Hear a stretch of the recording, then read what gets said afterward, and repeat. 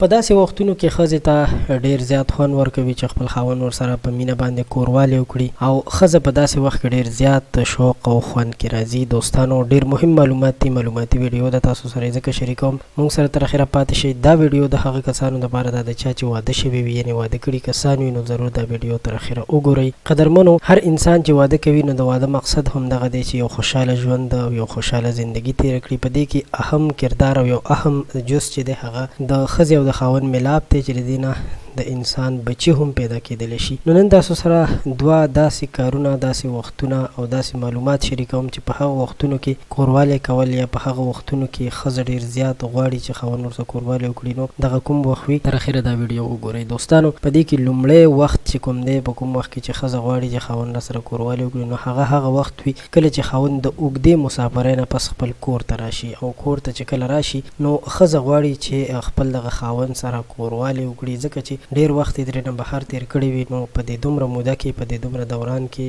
ښځه چې دا د خپل خاوند ډېره زیاته شوق کوي، مس کوي.